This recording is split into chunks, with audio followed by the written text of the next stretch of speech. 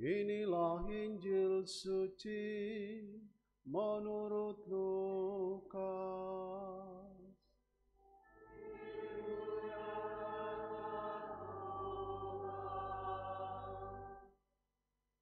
Sekali peristiwa, Yesus berdiri di pantai Danau Genesaret.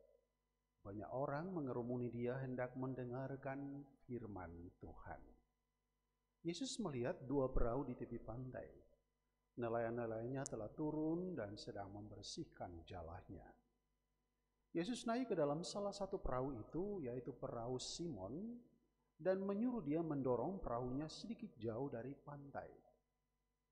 Lalu Yesus duduk dan mengajar orang banyak dari atas perahu itu. Setelah selesai berbicara, Yesus berkata kepada Simon, "Bertolaklah ke tempat yang dalam dan tebarkanlah jalamu untuk menangkap ikan." Lalu Simon menjawabnya, "Guru, telah sepanjang malam kami bekerja keras dan kami tidak menangkap apa-apa.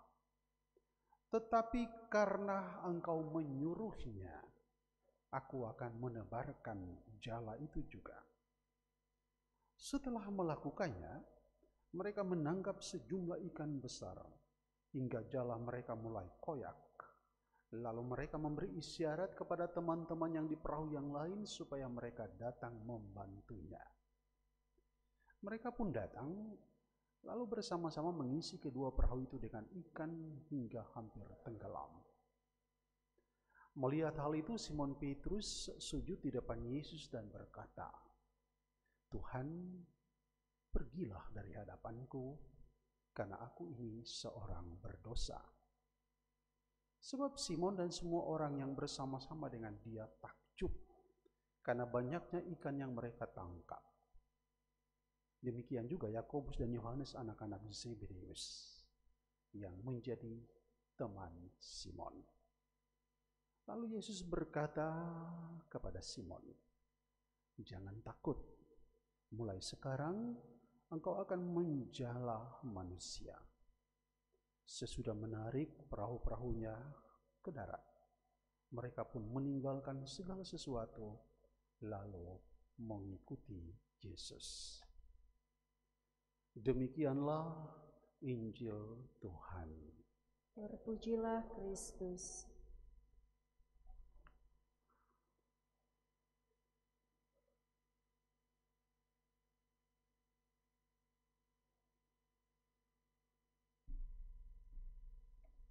Ibu bapak, saudara-saudari, para prodiakon, selamat sore semua.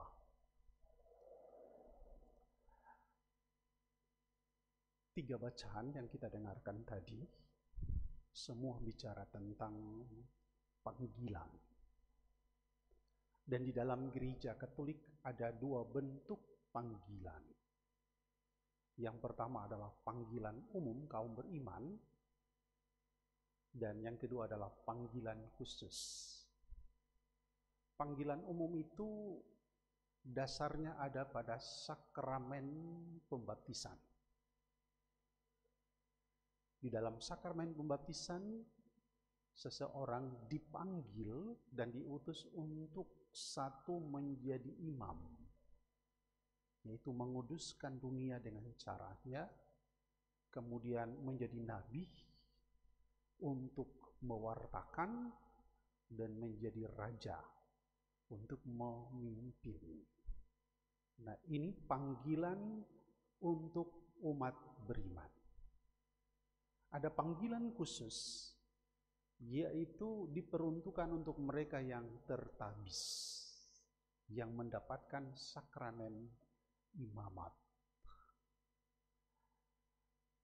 Bapak Ibu, Tuhan memanggil seseorang untuk ikut dia dengan cara-cara yang unik dan kadang-kadang di luar rasionalitas kita. Ada orang yang pingin sekali jadi imam. Ada keluarga yang mau anaknya mau jadi imam, tapi tiba-tiba nggak jadi. Ada keluarga yang nggak mau anaknya jadi imam. Seperti saya. Bapak saya itu tidak mau saya jadi imam karena saya anak yang tua. Harus meneruskan keturunan. Ketika Bapak tidak mau, ternyata Tuhan mau dan jadi. Seperti itu ya. Dan dua tokoh di dalam bacaan pertama dan kedua itu mau memberi gambaran kepada kita bagaimana Tuhan memanggil seseorang itu dengan cara yang khas, unik, dan di luar pikiran sehat. Kita lihat Yesaya. Waktu Tuhan panggil, Yesaya bilang, Tuhan, saya bermulut najis ya, Pak Ginting. Mulut saya najis. Yesaya mengatakan bahwa saya ini tidak layak. Tuhan mau panggil saya, Tuhan mau pakai saya sebagai alat di tanganmu untuk mewartakan kabar gembira, tapi aduh mulut saya. Mengapa dia mengatakan mulut? Karena mulut itu di dalamnya ada lidah yang bisa menghancurkan.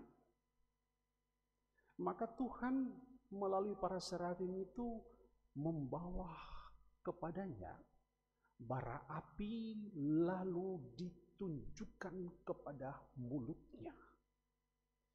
Bara api adalah lambang dari Roh Kudus yang menyucikan mulut Yesaya. Dan sesudah itu dia melihat ada Tuhan. Maka lalu dia mengatakan, inilah aku, utuslah aku. Dan Yesaya pun mulai bekerja keras bicara tentang Tuhan. Kalau Anda membaca buku Yesaya, ada 3 kitab di sana. Yang pertama yang disebut Proto Yesaya, yang kedua yang disebut Deutero Yesaya, dan yang ketiga yang disebut Trito Yesaya. Isinya panjang, nanti kita diskusi di luar gereja. Lalu kita berangkat ke yang kedua, Bapak tua yang kedua, yaitu Bapak tua Paulus ya. Paulus itu dia awal itu dia benci ya dengan para pewarta. Ngapain mereka itu? Boros-boros waktu saja. Dan dia aniaya mereka. Tapi Tuhan membutakan matanya. Supaya di dalam kegelapan dia cari Tuhan. Dan dia bertemu dengan Ananias. Dan saat itu matanya kembali menjadi terbuka. Efatah. Dia melihat Tuhan. Dan disitulah dia buat janji untuk Tuhan. Tuhan pakai saya sebagai alatmu untuk bekerja di ladangmu. Dan karena itu dia mengatakan dengan sangat bagus, celakalah aku bila aku tidak mewartakan Injil. Bapak Ibu, bukan cuma untuk para imam, tapi kita semua. Kadang-kadang Tuhan panggil kita dengan cara yang unik, tak terduga, kita kaget. Lalu ada reaksi-reaksi yang muncul. Ada orang yang punya reaksi positif. Ya Romo, saya mau melayani Tuhan. Ini aku pakai saya. Sekalipun saya sibuk pagi, siang, malam, saya akan coba untuk mengatur waktu saya supaya ada waktu untuk dunia, ada waktu untuk Tuhan. Tapi juga kadang-kadang agak sedikit menyedihkan bahwa ketika orang dipanggil untuk karya-karya itu, misalnya jadi ketua lingkungan, jadi dewan, ada banyak alasan untuk mengatakan tidak bisa. Jadi kalau bekerja di ladang yang profit, orang mau. Tetapi bekerja di ladang yang non-profit, ada begitu banyak pertimbangan. Kenapa tidak seperti Paulus? Kenapa tidak seperti Yesaya? Ini aku, pakailah aku, utuslah aku. Kalau kita minta tanggapan dari dewan-dewan pleno dan dewan inti, dewan pastoral, Pasti ada yang mengatakan waktu diminta itu agak berat ya, tapi ya sudah jalani saja gitu kan. Dan yang berikut, di dalam menjalankan panggilan Tuhan, tidak hanya para imam, awam juga sama, misionaris awam. Kadang-kadang kita mengalami ups and down. Saya percaya para prodiakon, ketua-ketua lingkungan teristimewa, kadang-kadang merasa bahwa dia sudah bekerja dengan sekuat tenaga tapi gagal. Maka bagus cerita Injil tadi itu mau mengatakan hal itu. Yesus bilang kepada Petrus, Om Pet, bertolak sedikit ke dalam. Kalau Om Pet bilang apa? Kalau Om Pet ini dia orang Papua, dia bilang begini, Yesus, kau tahu apakah? Kami ini tahu ini laut, danau ini kami tahu. Dalamnya berapa banyak ikan, di mana terumbu karang, kami lebih tahu. Kami tiap hari di sini. Dan bagus dia mengatakan begini, Tuhan, sudah sepanjang malam kami bekerja keras, tapi kami tidak menangkap apa-apa. Ini keluhan para pelayannya. Tuhan, kami sudah kerja keras, kami boros waktu, boros tenaga, mendampingi umat. Kemarin di Jagakarsa saya beri rekoleksi yang mengatakan, Romo, di paroki kita ini ada orang yang berjenis domba, tapi ada juga yang berjenis kambing. Kalau domba itu dengan gampang digiring, tapi kambing itu kadang-kadang habis makan ya lupa tuannya. Ini pengalaman pahit juga dari para utusan Tuhan. Kegagalan, ketidakberhasilan. Tetapi juga Bapak Ibu, pengalaman Petrus ini adalah pengalaman keluarga kita masing-masing. Ada suami, kerja banting tulang, berusaha untuk mencari rezeki, tapi kadang-kadang berkatnya belum ada. Keberhasilannya itu masih tertunda, lalu orang menjadi kecewa dan mulai mengatakan, Tuhan, kami sudah bekerja sepanjang malam, tapi kami tidak menanggap apa-apa. Ungkapan dari keresahan, ungkapan dari keputusasaan atas ketidakberhasilan di dalam hidup.